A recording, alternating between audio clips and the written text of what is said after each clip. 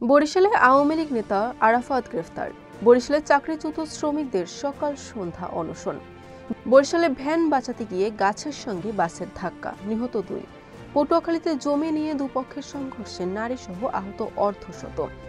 ঝালকাঠিতে ছাত্রলীগ নেতার ঘরে আগুন, পুড়ে ছাই অন্তত 15 লাখ টাকার মালামাল। ভোলায় সার কারখানা স্থাপনের সম্ভাব্য স্থান পরিদর্শনে 3 উপদেষ্টা। বরগুনায় পার্কিং করা বাসে দুর্বৃত্তের আগুন, আটক 5। বরিশালে জাটকা ইলিশে সয়লাব বাজার, তদারকি নেই প্রশাসনের। আসসালামু আলাইকুম, বরিশাল.নিউজ থেকে রাত 9টার শীর্ষ সংবাদে আমি ফারহানা করিম তুলি।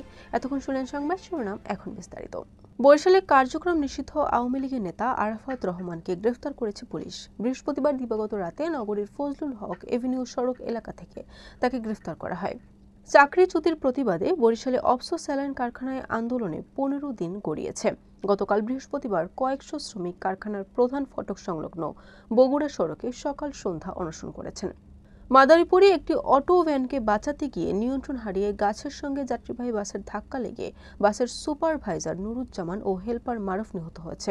এ ঘটনায় গুরুতর সহ আহত হয়েছে আরও অন্তত 10 জন।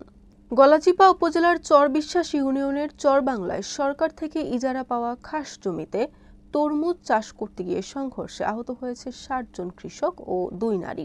আহতদের মধ্যে 25 জনকে উদ্ধার করে উপজেলা স্বাস্থ্য কমপ্লেক্সে ভর্তি করা হয়েছে। ঝালকাঠির রাজাপুর উপজেলার গালুয়া ইউনিয়নের ছাত্রলীগের সভাপতি মাসুম বিল্লাহ বাপ্পির বসত ঘরে অগ্নিকাণ্ডের ঘটনা ঘটেছে। নগদ অর্থ, সোনার গয়না, আসবাবপত্র সহ অন্তত 15 লাখ টাকার সম্পদ পুড়ে ছাই হয়ে গেছে। প্রাকৃতিক গ্যাসকে কাজে লাগিয়ে দ্বীপ জেলা ভোলায় ইউরিয়া সার কারখানা স্থাপনের সম্ভাব্য জায়গা পরিদর্শন করেছেন অন্তর্বর্তীকালীন সরকারের 3 উপদেষ্টা। শুক্রবার দুপুরে প্রথমে ভোলার ভেতুরিয়া ফেরিঘাট সংলগ্ন তেঁতুলিয়া নদী তীর এলাকায় একটি জায়গা পরিদর্শন করেন।